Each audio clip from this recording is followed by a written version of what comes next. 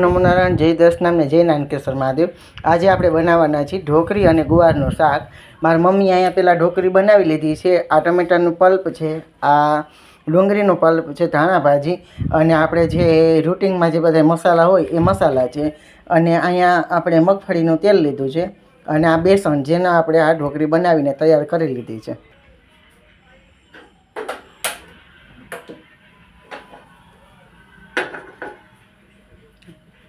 આપણે તેલ નાખશું। હવે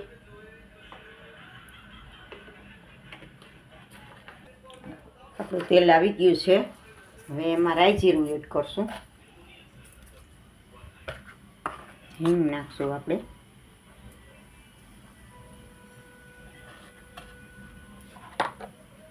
નાખશું એનો પલ્પ,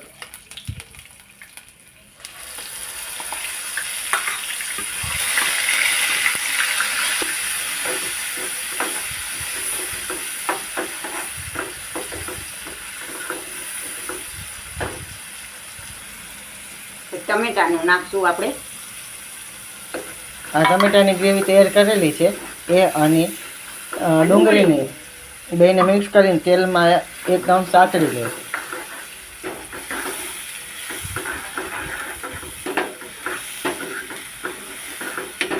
તેલ મીંડું છૂટું પડવા છે। લસણ વાળી ચટણી નાખશું,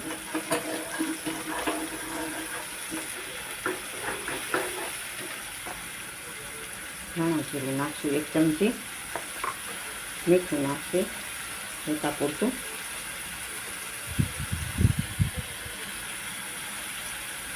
બે ચમચી મિક્સરનું ભૂકી નાખશું, 1 ચમચી હળદર નાખશું, એને હલાવશું।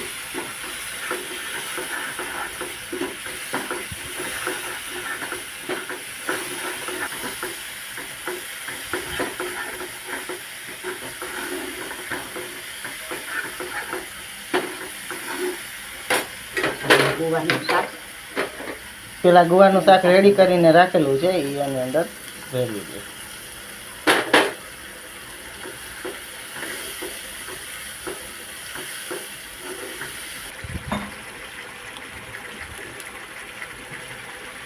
આમાં ખાટી છાશ નાખશું।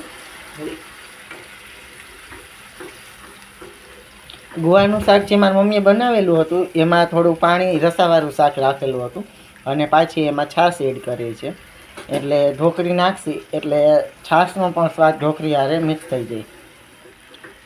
આ ઢોકળીમાં મમ્મી પહેલાંથી તૈયાર કરીને રાખી છે। ઢોકળી કઈ રીતે બનાવી હતી? પાણી ગરમ કરી ઉકાળવા ફૂલ દીધું હતું, પછી એમાં બધો મસાલો નાખ્યો, જે રીતની આપણે ઘરમાં ઢોકળી બનાવતા હોય એવી જ બનાવી છે।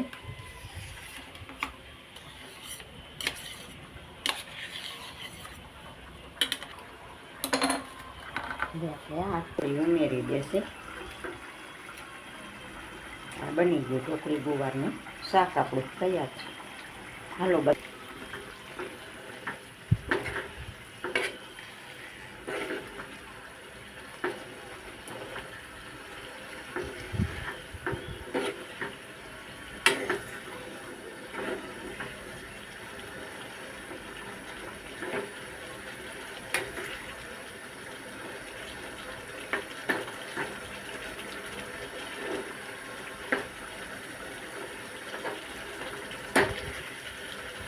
આ આપણું તૈયાર છે ઢોકળીનું ગુવારનું શાક।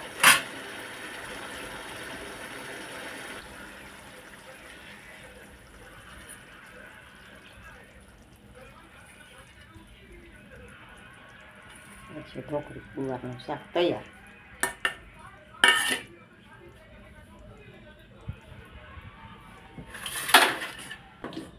તો તૈયાર છે આપણું ગુવાર ઢોકળીનું શાક।